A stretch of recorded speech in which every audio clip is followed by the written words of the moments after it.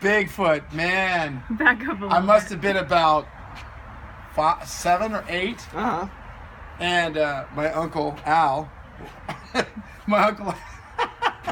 Uncle Al, they decided to pull a trick on me. Uh-huh. They wanted to, because they wanted to scare the fire out of me. So they decided to get Uncle Al dressed up in a wig and a big furry jacket. Really? And pretend like he was Bigfoot.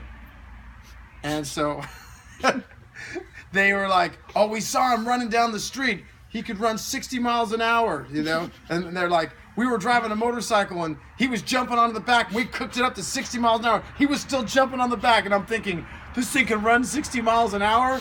And I'm thinking, oh no, I'm in trouble if we ever see him face to face because I can't run that fast, So they thought, we're going to go out and find Bigfoot. I'm like, no, Grandpa, I don't want to go out. Uncles are all, no, I don't want to find Bigfoot. I don't want to find Bigfoot. So they take me down to the river, and right by the river, Uncle Al, he gets behind a tree and starts growling. He had this big old stick. Oh! And he would stick his head out with right behind it. And I'm like, he can run 60 miles an hour. He can run 60. I'm like, no, what do I do? So I was just waiting any time to turn around or jump in front of something because I figured he'd be right on me, But he kept swinging that thing and beating it against a tree. And so they kept this thing going for the longest time that we could run out of there. Then Grandpa and Allie, they went into the bushes. And so they set it up so Al would be waiting in the bushes for me. So we're running down this way, and they gave me this huge stick.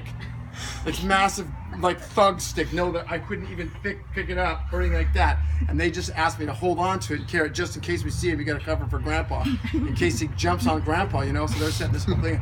So Al's hanging in a bush, and we're walking by, and I'm just totally petrified. But they're just carrying this thing. This thing's got horrible teeth and fangs, and he can just devour someone in a single bite. And I'm like, and then the whole world knows about Bigfoot, and we're on this expedition to find him, So finally, we're walking down this trail, and Uncle Al jumps out and grabs Grandpa, and just now they're over in the bushes, rattling around all over the place, and he's like, "Hey, David, help me, David!" I'm like, he's getting my grandpa. He's getting my grandpa. So I grab that stick. I can barely lift it up, and I'm seeing him. They're thrashing all around. Help me, David! Help me! So I'm like thinking, I've only got this stick. They prepped me. So I got it like this up over my shoulder, and I'm thinking he can't even lift it.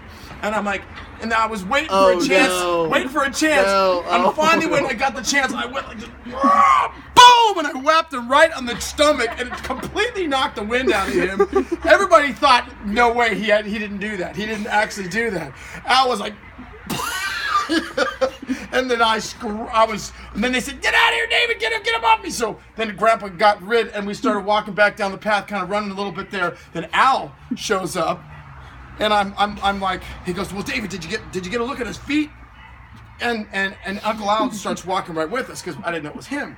So he said, "Did you get a look at his feet?" I go, "Yeah, I did."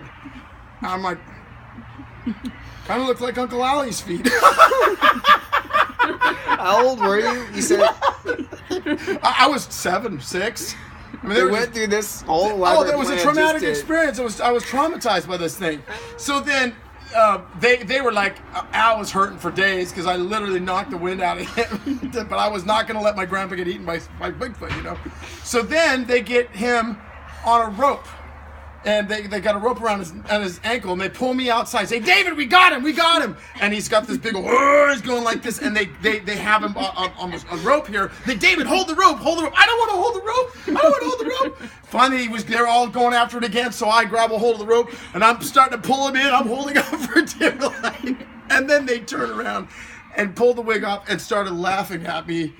Really? And I felt so stupid because they totally fooled me. I was as fooled as it gets.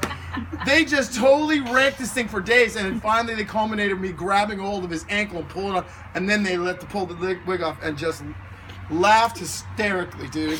You don't want to be part of my family.